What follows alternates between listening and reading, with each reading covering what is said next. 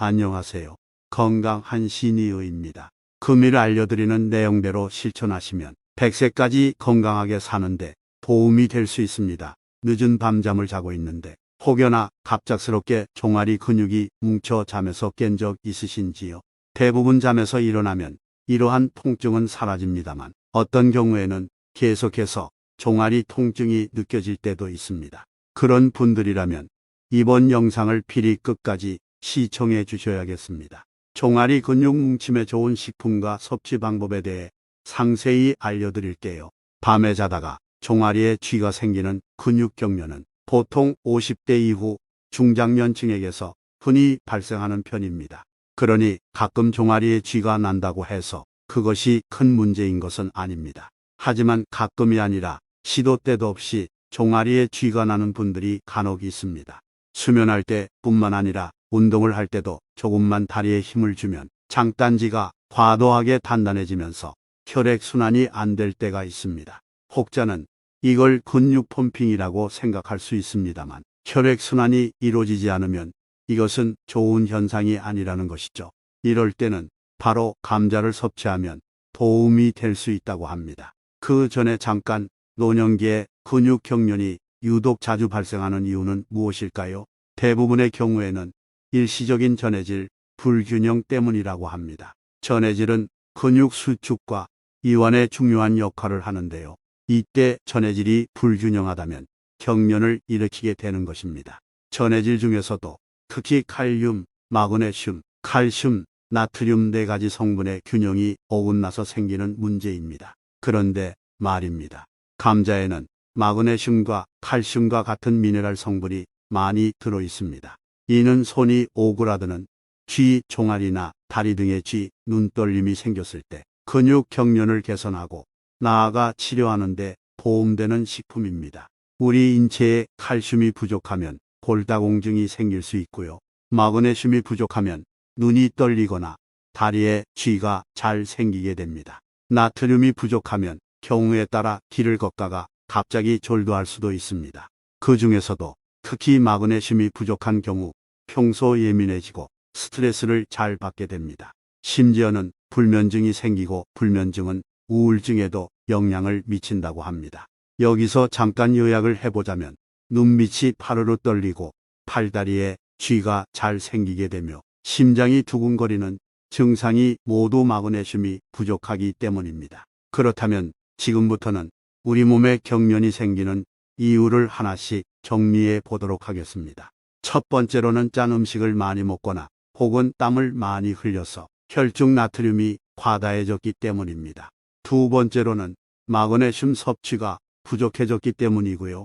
세 번째로는 칼슘 농도가 불균형하기 때문입니다. 그렇다면 이러한 불균형을 예방하기 위해서는 어떻게 하는 게 좋을까요?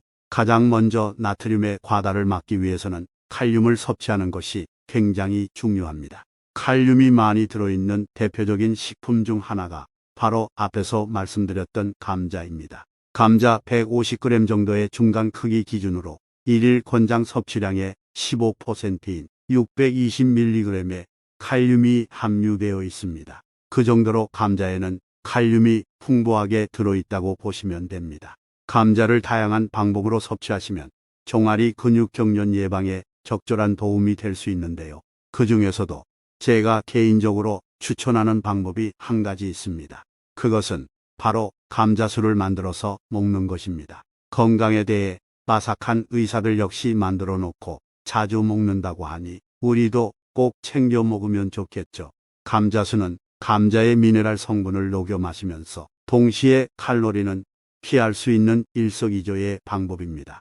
특히 감자에 들어있는 풍부한 칼륨을 효과적으로 섭취할 수 있다는 장점이 있습니다.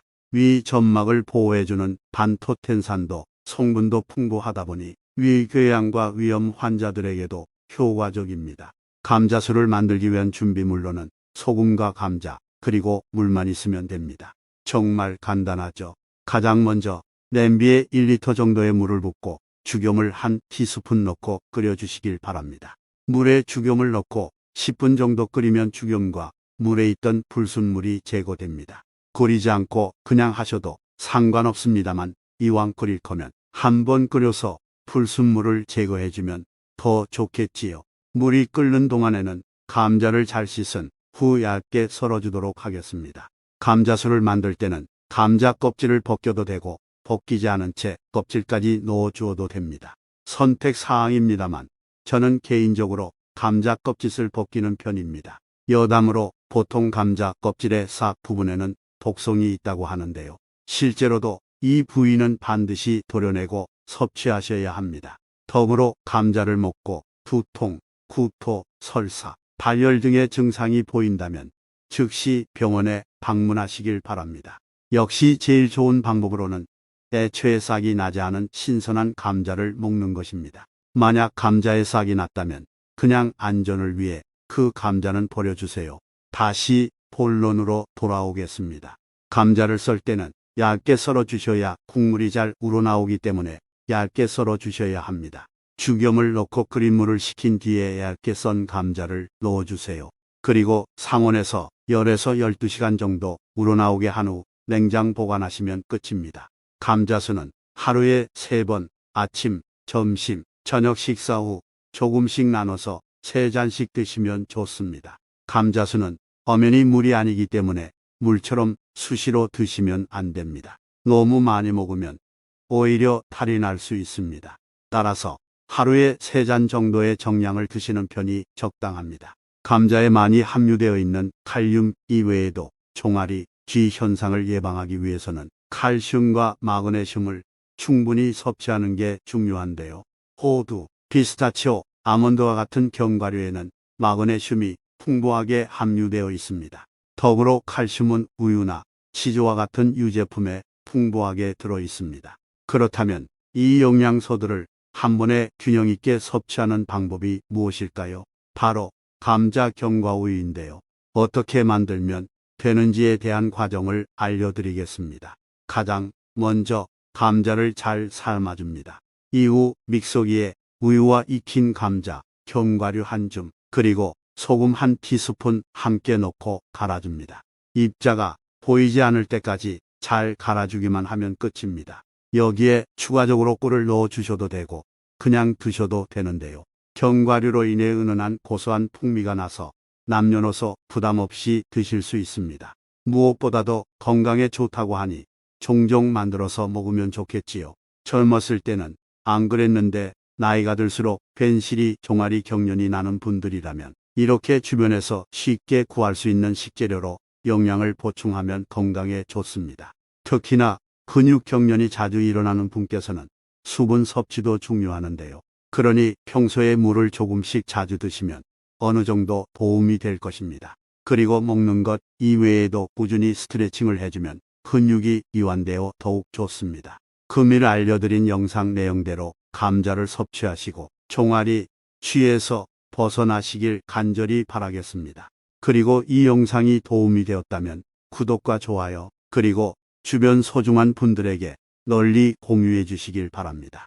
시청자님들의 관심이 곧 저의 채널에 도움이 됩니다. 앞으로도 유익한 영상으로 찾아뵙도록 하겠습니다. 항상 건강하시고 행복하시길 바랍니다. 감사합니다.